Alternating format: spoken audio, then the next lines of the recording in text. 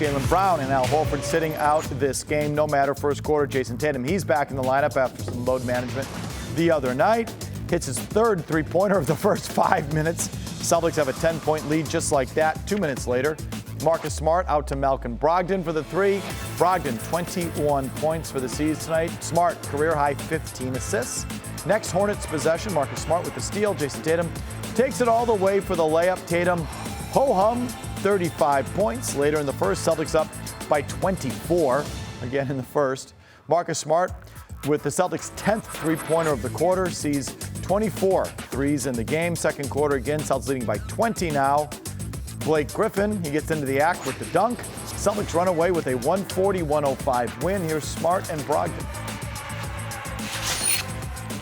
Spectacular.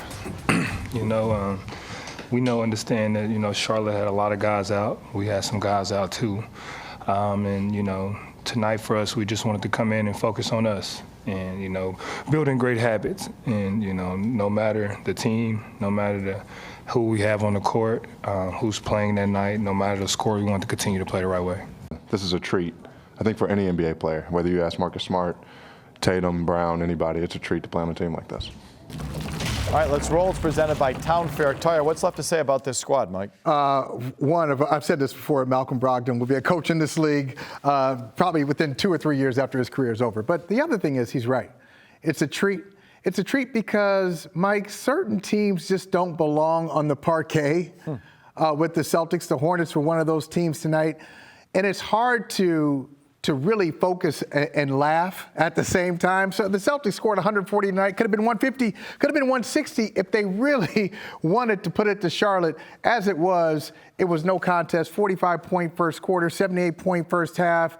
They were just moving the ball. Charlotte had no answers for them. This team it really is a joy to watch. When they're going, they are, in my mind, the best team in the NBA. Okay, me too. Is the gap, though, this big? Do you think what we're seeing right now in terms of, again, most nights aren't even really that competitive, or the gap between you and the opponent is just massive?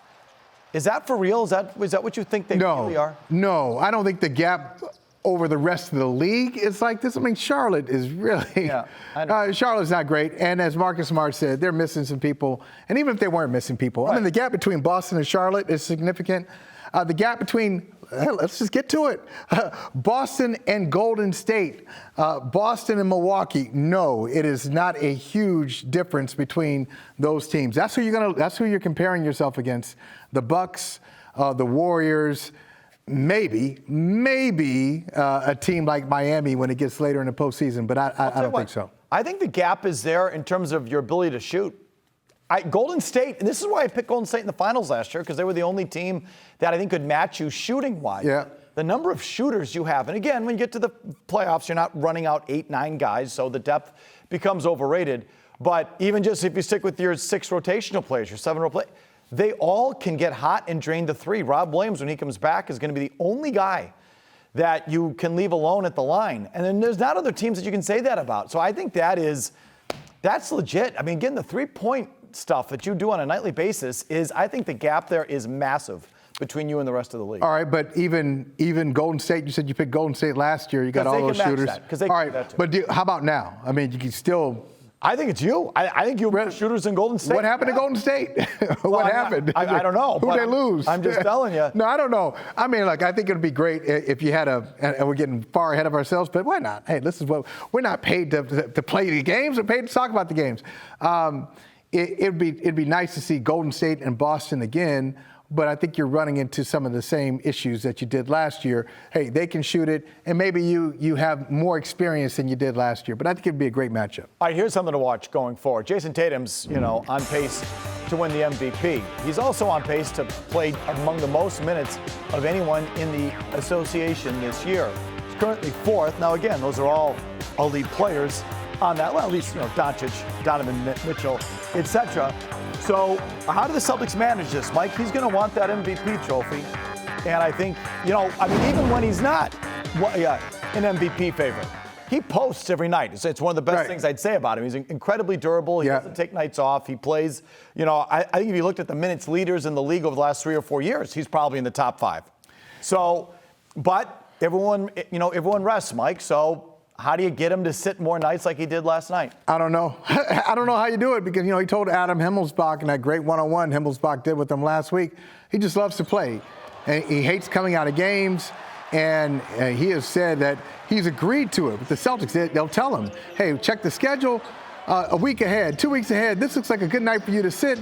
He'll agree to it 2 weeks before. And then as they get closer to that game, he says, no, forget that. I got to go out there and play. So whether he's trying to win the MVP or not, it's just really tough to get him to sit down. And I guess it's a good thing. We're so used to it, though. We're so used to like this load management. You know what, load management, a lot of it is BS. So I'm glad, I'm going to push back against it. I'm glad he's doing it too. Okay, and I think you should be. It shows it's a good mentality.